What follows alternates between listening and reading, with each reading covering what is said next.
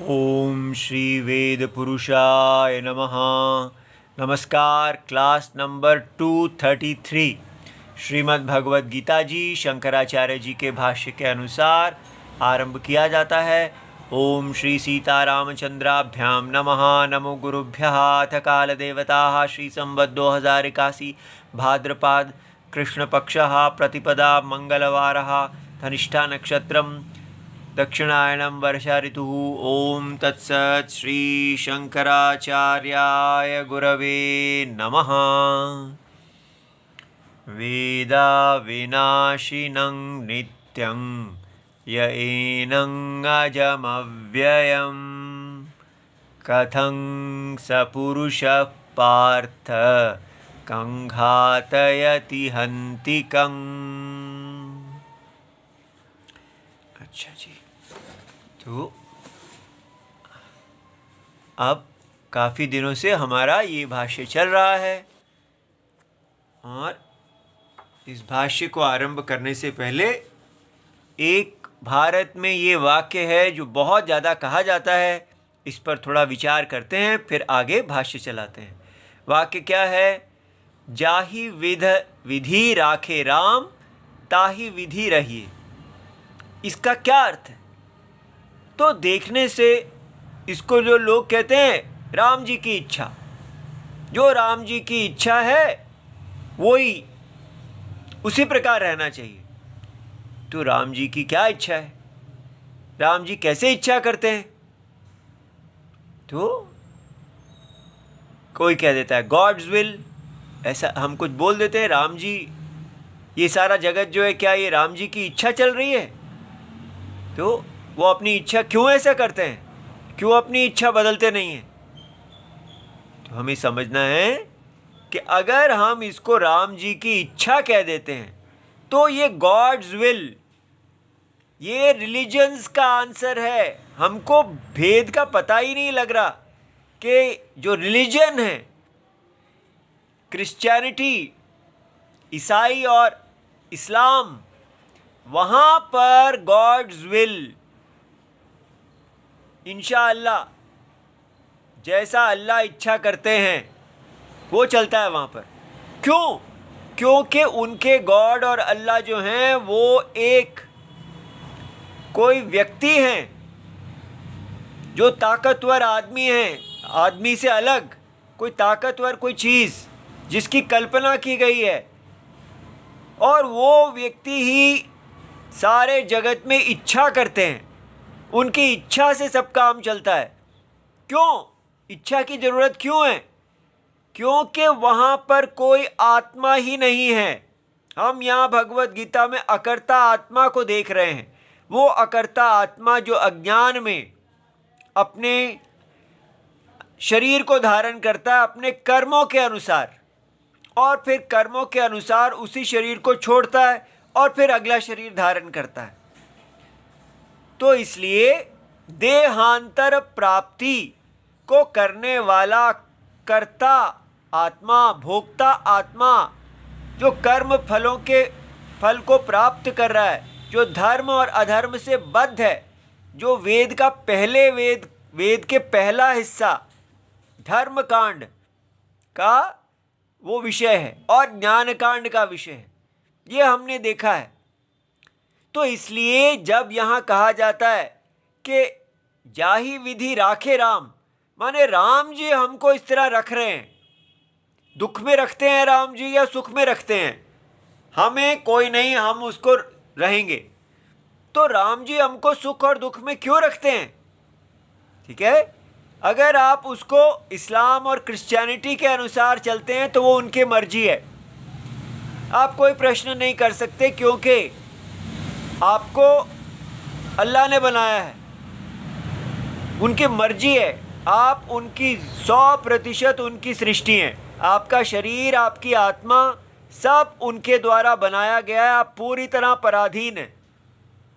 इसीलिए वो कोई दिमाग इत्यादि वहाँ कुछ नहीं लगाना, कोई प्रश्न नहीं पूछना। बस जो भी अल्लाह का विरोधी है, शैतान अर्थात राम जी आदि को पूजने वाला, उसको काफिर बोलो, उसको शैतान बोलो और उसको लूटो, मारो, ख़त्म करो। ये धर्म है। तो ये गॉड्स विल भगवान की जैसा वो अल्लाह कह रहे हैं वो करना, ये कोई अच्छी चीज़ नहीं है, ये हमको धर्म से गिरा देगी। तो इसलिए ये वाक्य कहना बंद करें, ठीक है।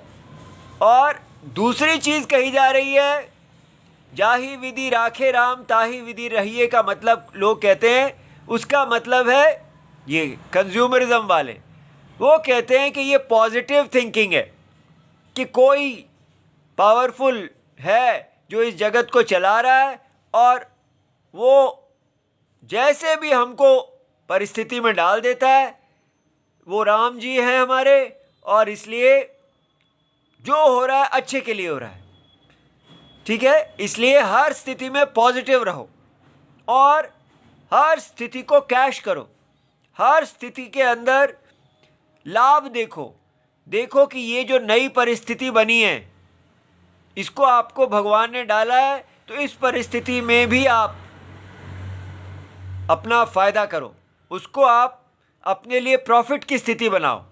पॉजिटिव, हर समय पॉजिटिव रहो और अपनी वृद्धि करते रहो, अपनी कंज्यूमरिज्म को आगे बढ़ाते रहो। इस प्रकार ये भी गलत है। ये व्यक्ति को देह, आप अपने आप को देह समझते हैं और वो देह जो है उसको पालना आपका काम है, तो आप हर स्थिति में आपको पॉजिटिव रहना जरूरी है। अगर आप नेगेटिव हो गए तो आप ख़त्म हो जाएंगे, क्योंकि आपके पास कोई सपोर्ट, कोई आधार नहीं है, आप निराधार हैं। तो आपके पास क्या है? आपकी पॉजिटिव थिंकिंग ही आपको चलाती है। इसलिए कुछ भी हो जाए, अपनी थिंकिंग को सदा पॉजिटिव रखो और आने वाली कठिनाइयों से लड़ते रहो।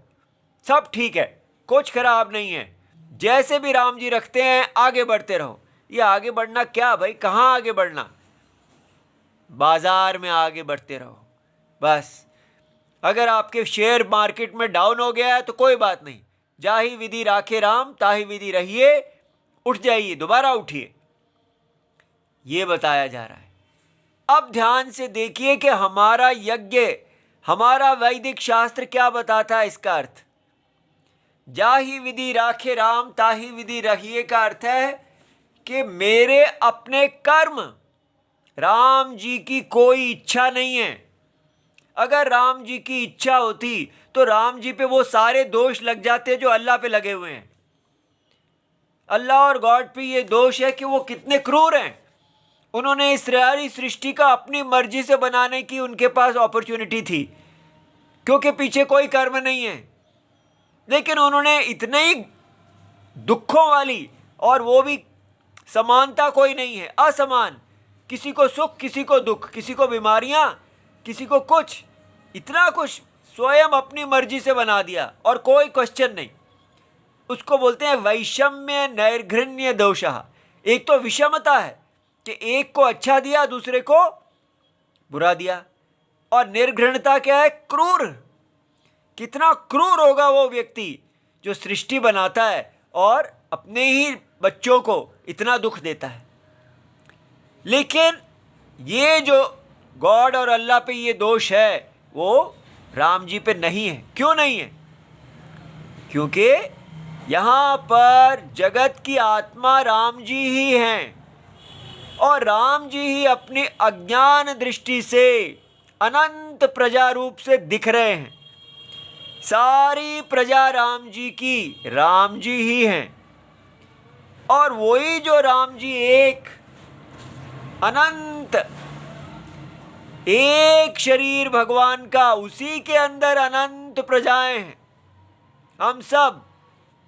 इसलिए जाही विध राखे राम का मतलब है कि ये भगवान कर्म फल दाता है। जैसे जैसे बीज हम बोते हैं तो भगवान उसके फल देते हैं। इसलिए फल के दाता होने से भगवान हमें रख रहे हैं। ये बात समझ में आई?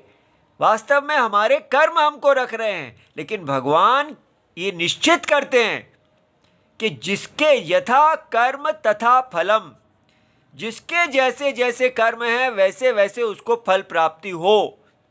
और इसलिए भगवान के ऊपर कोई क्रूरता का दोष नहीं लगता, ना विषमता का दोष लगता है कि एक को सुख दिया और एक को दुख दिया। आप कैसे भगवान हैं? जैसा आपने बोया वैसा आपने पाया।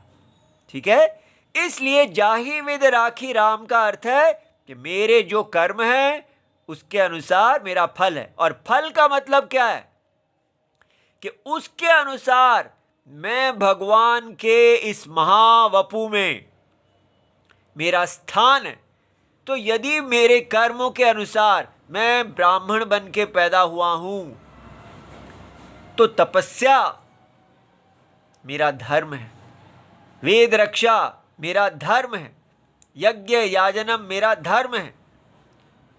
और इसमें मुझे ये नहीं कहना है कि मुझे ये अच्छा नहीं लगता, मेरे से तपस्या होती नहीं। आपको कहना है जाहि विद राखे राम ताहि विद रख लिए। अगर मुझे वेद रक्षा के लिए बनाया गया है तो मुझे बिजनेस नहीं करना है। ठीक है, चाहे मैं उसमें कितना भी अच्छा हूं। ठीक है, जैसा मुझे मिला है, जो यज्ञ स्थान मिला है, ऊंचा मिला है तो ऊंचा करो, नीचा मिला है तो नीचा करो, लेकिन वो क्या है? वो मेरे राम जी की आज्ञा है। मैं अपने राम जी का दास हूं। तो उससे क्या हुआ? यही कर्म फल अब वो भक्ति बन गया। पहले था कि जो मैंने कर्म पाया मैंने उसका फल ले लिया, लेकिन जब कहा जाहि विद राखे राम ताहि विद रहिए, तो वही कर्म फल अब आपका भक्ति बन गया कि मैंने भगवान के इस महाशरीर के अंदर एक स्थान पाया है और ये राम जी की आज्ञा है। मैं अपने राम जी का वर्धन कर रहा हूं। ठीक है, और इसलिए जैसे मेरा ये मोर्चा है, मैं राम जी की भुजा हूं, बस ये राम जी की आज्ञा है। मुझे इसमें लाभ और हानि नहीं देखनी, मुझे इसमें मेरे राम जी की तुष्टि देखनी है। यदि मैंने कार्य नहीं किया तो मेरे राम जी की भुजा पंगु हो जाएगी। यदि मैंने कार्य नहीं किया तो मेरे राम जी का सिर जो है वो झुक जाएगा। समझ में आया? यदि मैंने कार्य नहीं किया तो मेरा राम जी का वपु खड़ा नहीं हो सकेगा। इसलिए इसको बोलते हैं जाहि विद राखे राम। राम जी ने मुझे अपने शरीर का जो अंग बना दिया है, मैं वही अंग बन के कार्य करूंगा, करूंगी। इस प्रकार ये भक्ति है, ये प्रेम है। लेकिन ये कैसा प्रेम है? ये प्रेम है, इसको बोलते हैं अनन्य भक्ति। ये भगवत गीता की सुंदर, सबसे सुंदर भक्ति है, अनन्य। इसमें अन्यता नहीं होती। इसको लिए जो भक्ति सूत्र हैं उसमें हम देखते हैं, ये देखिए, ये नारद जी के भक्ति सूत्र कहलाते हैं। उसमें इस सूत्र को देखते हैं। ये सूत्र क्या कहते हैं? 24 नंबर, नास्ति एव तस्मिन् तत्सुख सुखित्वम। तत्सुख सुखित्वम क्या होता है? कि जब आप किसी से प्यार करते हैं तो उसको सुख मिले तो आप कहते हैं वाह, मेरे पुत्र को सुख मिला तो मुझे सुख मिल गया। मेरी जिससे आपको अपने प्रियतम जिससे प्यार करते हैं उसको सुख मिल गया तो मुझे मिल गया। आप उसको सुख देने के लिए अपने आप को दुख देते हैं, लेकिन उसको सदा सुखी रखते हैं। ये प्यार होता है। लेकिन ऐसा जो प्यार है, जो संसार में हाईएस्ट लव माना जाता है, ये कहा जाता है कि भाई देखिए कितना इनका प्यार है कि ये उनको अपने प्रिय जिससे प्यार करते हैं उसको सुखी करने के लिए अपना भी पूरा त्याग कर देते हैं। लेकिन यहां पर अन्यत्वम होता है। लेकिन ये जो भगवान के साथ किया गया प्रेम है उसमें अनन्यत्वम है, न अन्यत्वम। जाहि विद राखे राम ताहि विद रहिए में क्या है? राम और आप अन्य हैं ही नहीं। जैसे आपका हाथ कहे आप ही का अपने शरीर का हाथ कहे कि जाहि विद राखे राम ताहि विद रहिए। अरे भाई, हाथ तुम तो अब पूरे शरीर से अलग हो ही नहीं, तुम तो मेरे हाथ हो। हाँ, लेकिन हाथ अपने पूरे शरीर का दास है, अनन्य दास। तो इसलिए वो जो शरीर का आत्मा है, आप अपने शरीर में देखिए, आपके अपने सारे अंग आपसे प्यार करने लगे। अगर आपकी आंखें, आपके पैर, आपके सिर, आपका हाथ, सब किससे प्यार करते हैं? अपने आप से प्यार ना करें, आपसे अगर वो प्यार करते हैं तो उसका क्या अर्थ होगा? अनन्य प्रेम। वहां ये नहीं होगा कि अपने आप को दुख देके वो आपको सुखी कर रहे हैं। आपका सुख और अपना सुख में अनन्यता है। जब भगवान पूरा शरीर सुखी होगा तो अंग अपने आप सुखी हो जाएंगे। अपने सुख के लिए कुछ करना ही नहीं है, बस आप भगवान के यज्ञ को सुखी करो, यज्ञ वर्धन करो, आपका वर्धन अपने आप हो जाएगा। ठीक है? इसलिए ये जो सुखम है कि होल का जब सुख वर्धन किया जाता है तो पार्ट अपने आप हो जाता है, ये तो इसके अंदर है। इसलिए हर अंग जिस प्रकार सारे शरीर के लिए लगा हुआ है, उसी प्रकार ये भक्ति जाहि विद राखे राम ताहि विद रहिए, ये इतनी उच्च भक्ति है कि वास्तव में तो कर्म फल के अनुसार हमने स्थान पाया था, लेकिन अब हम कर्म फल के अधीन नहीं रह गए। तब हमने जब कर्म किया था तो शरीर की इच्छा के लिए किया था, इसीलिए हमें शरीर मिला है। लेकिन अब हम प्रेमी बन गए हैं, इसलिए कोई विरोध नहीं। राम जी के शरीर में अगर हमें सुख आता है, दुख आता है, सब प्रसाद है। प्रसाद बुद्धि की तरह सुख और दुख को भगवान का प्रसाद मान के हम ग्रहण करते हैं और उनकी आज्ञा में बने रहते हैं। उनकी आज्ञा में बने रहना ही हमारे लिए परम सौभाग्य है।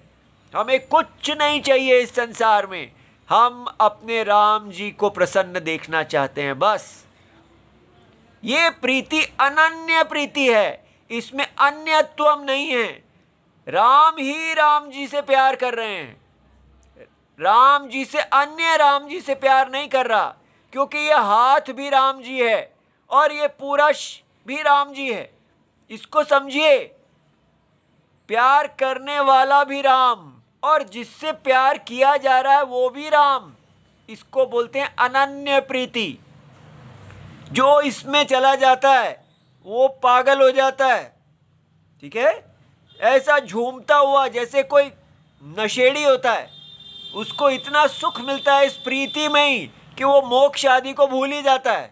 ठीक है? इसीलिए भगवत गीता में कर्म योग की इतनी स्तुति की गई है कि ये भगवान से भक्ति, भगवान से जो प्रीति है वो ही हमारी इतनी मीठी है कि हम भूल जाते हैं कि हमको कोई मोक्ष चाहिए, ज्ञान चाहिए, क्योंकि वो भक्ति ही मोक्ष है। क्योंकि आप भगवान के रस में एकदम रसगुल्ला की तरह रस में खो जाते हैं, आपका अपना स्वरूप ही गायब हो जाता है, सारी कथा राम कथा हो जाती है। ठीक है? तो जैसे देखिए हिंदी पिक्चर का गाना, किसी में कहा कि ये लड़की का रूप तो बड़ा सुंदर है, तो वो क्या गीत गाती हैं? ई तो महिमा राम की, इमें हमरा का कसूर है। देखो, ये अगर ई तो हम भी जानत हैं कि रूपवा भरपूर है। देखो वो लड़की कहती है ये तो मैं जानती हूँ कि मेरा रूप इतना है, लेकिन ये मेरा रूप नहीं है। महिमा, महानता, ई तो महिमा राम की, ये राम जी की महिमा है, इसमें मेरा कोई लेना और देना नहीं है। अगर भगवान राम का हाथ सुंदर है तो इसमें आश्चर्य की क्या बात है? हम राम जी के हाथ हैं, राम जी के पैर हैं, उनके सिर हैं, तो उनका हाथ पैर वो जैसा रखें। ठीक है?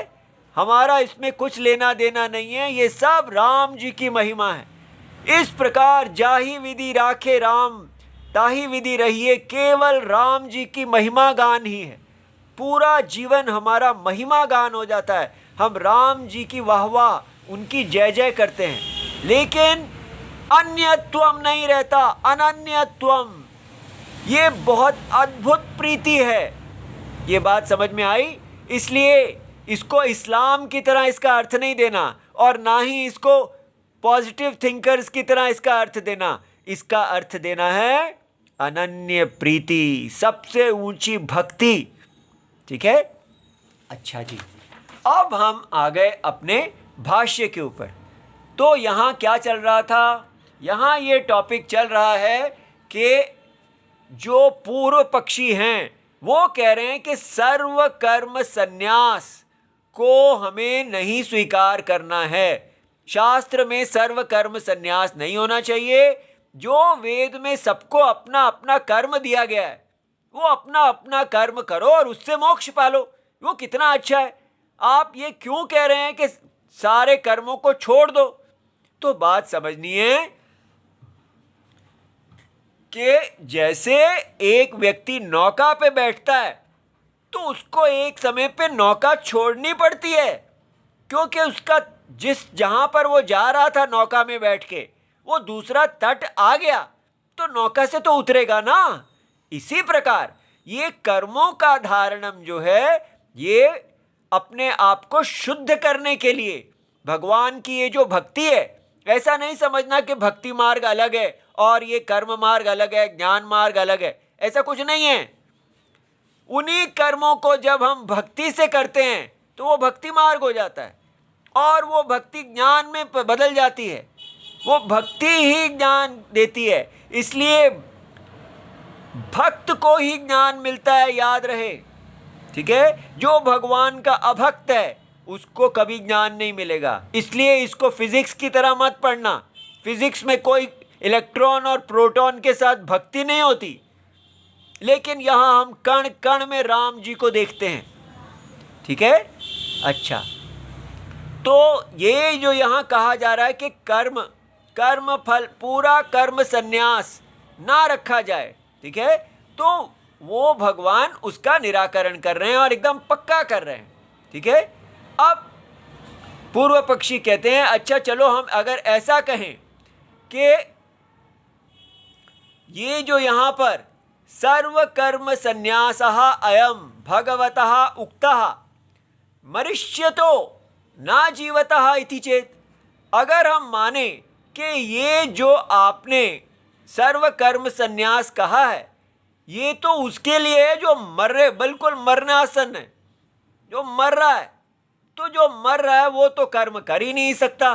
तो हम कहेंगे कि वो मरने वाला, जो बिल्कुल मरने ही वाला व्यक्ति है, उसके लिए कह दिया वो सर्व कर्म, उसके सारे कर्म छूट गए, क्योंकि जब तक जी रहा था कर्म करे, लेकिन जब मरने वाला है तो कर्मों को छोड़ दे। तो ये वाला अर्थ क्यों नहीं लेना चाहिए? ठीक है? तो इसलिए जो जीवित है उसके लिए नहीं है। देखो कितने ऑप्शंस हैं। ऐसा भी कहा जा सकता है कि भाई जब तक जीते रहे कर्म करता रहे, मरने लगे तो कर्मों को छोड़ दे। तो ये अर्थ क्यों नहीं लेते कि सर्व कर्म संन्यास उसके लिए है जो मरने लगा। ठीक है?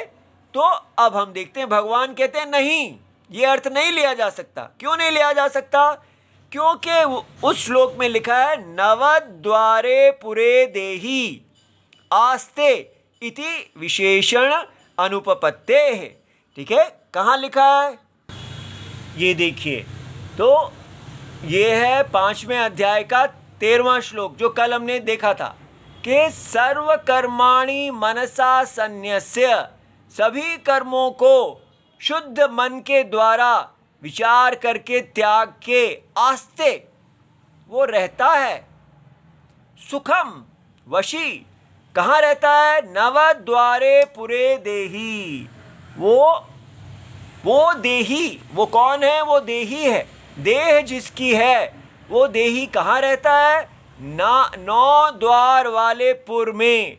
और नैव कुर्वन्, कुछ भी करता नहीं है और कुछ प्रेरणा भी नहीं करता, ऐसा ज्ञानी के बारे में कहा है। तो इसके विषय में यहां पर कहा, भगवान उत्तर दे रहे हैं कि देखिए यहां पर क्या कहा है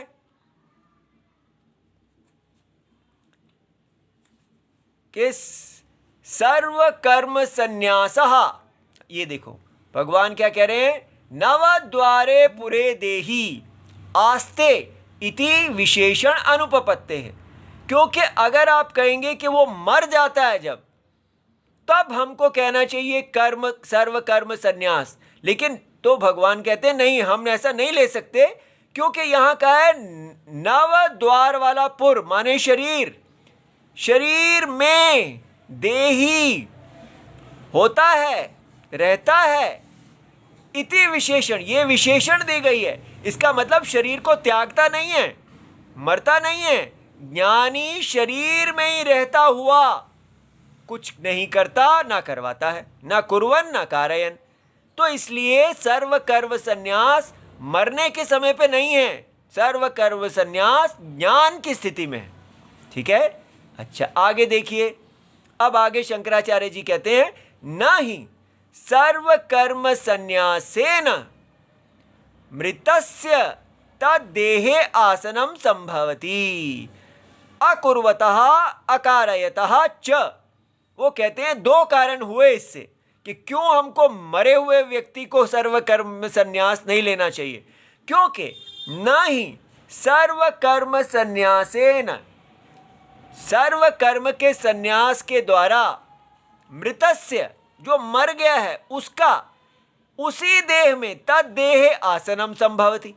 क्योंकि श्लोक कह रहे हैं कि सर्व कर्म संन्यास करके उसी देह में रहता है, तो ये तो हो ही नहीं सकता। और दूसरी बात, रहता है अकुर्वतः अकारयतः, कुछ नहीं करता है और कुछ नहीं कराता है, इसका मतलब वो मरा नहीं है। तो सर्व कर्म संन्यास मरे हुए आदमी के लिए नहीं है। अच्छा अब आगे देखिए, अब आगे देखिए वो कहते हैं देहे संन्यस्य, पूर्व पक्षी एक और क्वेश्चन रेज कर रहे हैं, देहे संन्यस्य इति संबंधः न देहे आस्ते इति चेत। ठीक है, तो इसका मतलब ये देखिए यहां पर जो श्लोक है उसमें कहा गया, ये देखिए सर्व कर्माणि मनसा संन्यस्य, सारी कर्मों को मन से त्याग के आस्ते वो अब शरीर में रहता है। वो कहते हैं, पूर्व पक्षी कहते हैं हमको ऐसा नहीं लेना चाहिए, हमको इसको बदल देना चाहिए और कहना चाहिए कि सर्व कर्माणि त्याग के, ये आस्ते यहां लगा देना चाहिए। ठीक है, सर्व कर्माणि, यहां देखिए, देखिए जो संन्यास्य है उसके दो अर्थ निकलते हैं। एक अर्थ है रख देना, संन्यास माने रखना किसी चीज को, जैसे पेन को रख देना, इसको कहते हैं पेन का न्यास। और दूसरा अर्थ है त्याग। तो ये लोग कह रहे हैं कि यहाँ पर कर्मों का त्याग नहीं कहना चाहिए, यहाँ पर कहना चाहिए कर्मों को रख के। देखिए कैसे एक ही अर्थ को बदल दिया जाता है। तो भगवान कह रहे हैं नहीं, न सर्वत्र आत्मनः अविक्रियत्वात्, अविक्रियत्व अवधारणात्, क्योंकि हर जगह आत्मा का अविक्रिय ही बताया गया है। आसन क्रियायाः च अधिकरण अपेक्षत्वात्, अगर आप कहते हैं आसन तो आपको अधिकरण की अपेक्षा है। किसी चीज जैसे पेन है उसका अधिकरण बुक है, वो जिस चीज के ऊपर बैठते हैं तो बैठने की जो क्रिया है उसमें अधिकरण की आवश्यकता है। तद अनपेक्षत्वात् च संन्यासस्य, और जो संन्यास है माने कर्मों का संन्यास, तो कर्मों के संन्यास को रखने की आवश्यकता नहीं है। ठीक है, वो तो विचार से उसकी बाधित कर दिया। तो समपूर्वक, इसीलिए न्यास के आगे सम लगाया है, सम न्यास। तो समपूर्वः तु न्यास शब्दः इति त्यागर्थः न निक्षेपर्थः। तो कर्माणि संन्यस्य का मतलब क्या है कि कर्मों का त्याग करके, ना कि कर्मों को रख के। ठीक है, तो देह में कर्मों को रखता नहीं है, देह में कर्मों का त्याग कर देता है। त्याग अर्थ क्यों आया? क्योंकि न्यास के आगे सम लगा है, ये उपसर्ग है, ठीक है। अगर सम माने पूरी तरह, अच्छी तरह, तो त्याग अर्थ बना। अगर सन नहीं लगा होता तो उसका अर्थ होता है रखना। तो रखना और त्यागना में भेद आपको समझ में आ गया। तो इस श्लोक में है कर्मों का त्याग, ना कि कर्मों को रखना, ठीक है। इसलिए भगवान कहते हैं तस्मात् गीता शास्त्रे आत्मज्ञानवतः, गीता, सारे गीता शास्त्र में आत्मज्ञान जिसके पास है, संन्यासे एव अधिकारा, उसका अधिकार संन्यास में है, ना कर्मणि। इति तत्र तत्र उपरिष्टात् आत्मज्ञान प्रकरणे दर्शयिष्यामः। उसको हम आगे आगे जैसे जैसे ये प्रकरण आता जाएगा आपको समझाते रहेंगे, ठीक है। अगली बार नया श्लोक करेंगे। ओम नमो भगवते वासुदेवाय। प्रणाम।